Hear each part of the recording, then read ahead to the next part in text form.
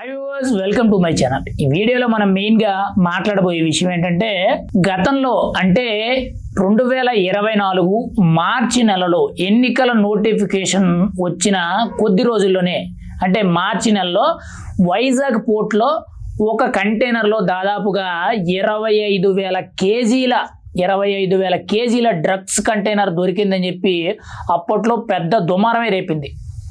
అయితే అప్పుడు కీలకంగా చూసుకుంటే ఆ కంటైనర్ ఎవరిది అని మనం మాట్లాడుకుంటే సంధ్య ఆక్వాకి చెందిన కంపెనీకి చెందింది అనేటట్టు కొన్ని వార్తలు అయితే వినిపించాయి. ఇప్పుడు కూడా స్టిల్ అవే వార్తలు అయితే వినిపిస్తున్నాయి.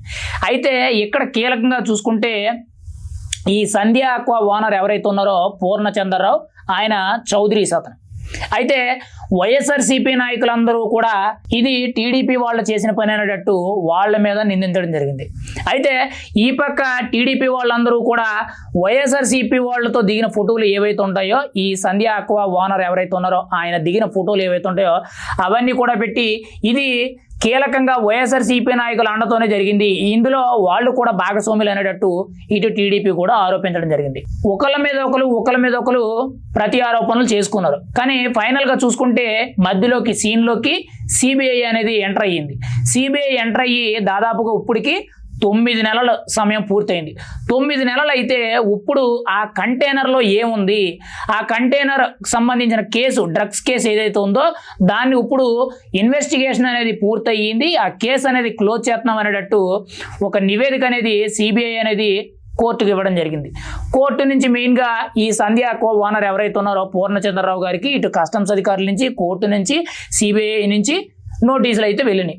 అందులో ఫైనల్గా ఏముంది అని మనం చూసుకుంటే ఏమీ లేదు, అసలు ఆ కంటైనర్లో డ్రగ్స్ లేవు, కేవలం డ్రై ఈస్ట్ మాత్రమే ఉంది అనేటట్టు చెప్పడం జరిగింది. అంటే 25,000 కేజీల డ్రగ్స్ ఏవైతే ఉన్నాయి అని చెప్పి ఇప్పటి వరకు కూడా ఆ కేసుని ఇటు టీడీపీ పార్టీ, ఇటు వైఎస్ఆర్సీపీ పార్టీ, మెయిన్గా మధ్యలో సెంట్రల్ గవర్నమెంట్ నుంచి సిబిఐ వీళ్ళందరూ కూడా ఇందులో నిమగ్నమయ్యారు. అయితే సిబిఐ ఇన్వెస్టిగేషన్ చేసిన తర్వాత ఏమీ లేదని చెప్పడానికి 9 నెలల సమయం అయితే పట్టింది. అంటే ఇక్కడ కీలకంగా చూసుకుంటే ఏమీ లేదు, కేవలం డ్రై ఈస్ట్ మాత్రమే అని తెలియచేయడానికి 9 నెలల సమయం పట్టిందని అంటే చూసుకోండి. యాక్చువల్లీ చాలామంది ఏమనుకుంటారనంటే రాజకీయం చేయడం ఎలా అని చెప్పి చాలామంది తెలియదు. ఈ పాయింట్ ఆఫ్ వ్యూలో చూడండి, గతంలో అంటే 2024 మార్చిలో ఆ కంటైనర్ దొరికినప్పుడు అధికారంలో ఉన్న ప్రభుత్వం వైఎస్ఆర్సీపీ ప్రభుత్వం. దాదాపుగా అది వైఎస్ఆర్సీపీ ప్రభుత్వ నాయకులకే చెందింది అనేటట్టు చాలా ఆరోపణలు అయితే చాలా బలంగా వచ్చినాయి. టీడీపీ మీద వచ్చిన వార్తల కంటే వైఎస్ఆర్సీపీ మీద ఎక్కువ వచ్చినాయి మనం అయితే చెప్పుకోవచ్చు. పైగా ఇక్కడ చూసుకుంటే ఒకవేళ వైఎస్ఆర్సీపీది కాదు టీడీపీది అనుకుందాం, టీడీపీది అనుకునేటప్పుడు వైఎస్ఆర్సీపీ ఎప్పుడైతే అధికారం కోల్పోయిందో లేదంటే అధికారంలో ఉంది కదా, ఎందుకు దాన్ని బలంగా పట్టుకొని రుద్దలేదు, ఎందుకు దాన్ని బలంగా పట్టుకొని ఆ కేసుని బయటకు లాగలేదు, ఆలోచించదగ్గ విషయం. పైగా ఇక్కడ ఇన్వెస్టిగేషన్ అనేది సిబిఐ చేసింది.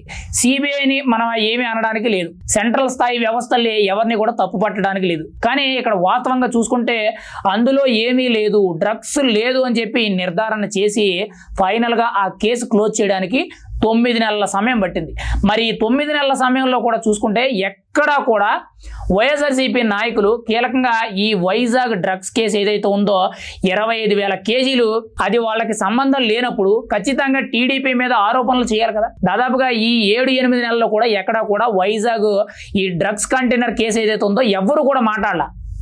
కేవలం ఇటు కూటమి ప్రభుత్వం తరపు నుంచి గతంలో పవన్ కళ్యాణ్, చంద్రబాబు మాట్లాడిన మాటలే కనబడుతున్నాయి తప్పితే ఎక్కడా కూడా వైఎస్ఆర్సీపీ పార్టీ దానితో మాకు సంబంధం లేదు, అది ఖచ్చితంగా టీడీపీ పార్టీదే, ఖచ్చితంగా టీడీపీ పార్టీని శిక్షించాలి, సిబిఐ ఖచ్చితంగా దీని మీద పూర్తి దర్యాప్తు చేయాలి, ఆ కేసు ఏమైపోయింది అనేటట్టు బయటికి దానికి సంబంధించిన వివరాలన్నీ కూడా బయటకు లాగాలి. కానీ అవేవి కూడా వైఎస్ఆర్సీపీ ప్రభుత్వం చేయలేదు. కానీ ఇప్పుడు ఫైనల్గా చూసుకుంటే ఆ కంటైనర్లు అసలు ఏమీ లేదని చెప్తున్నారు. మరి ఏమీ లేనప్పుడు అది నిర్ధారించడానికి 9 నెలల సమయం ఎందుకు పట్టింది అనేది ఆలోచించుకోవాలి. మరి ఇక్కడ ఎంత రాజకీయం జరిగిందనేది ఒక్కసారి ఆలోచించాలి. ఇక్కడ కీలకంగా టీడీపీ మీద వైఎస్ఆర్సీపీ ఆరోపణలు చేసింది, వైఎస్ఆర్సీపీ మీద టీడీపీ ఆరోపణలు చేసింది.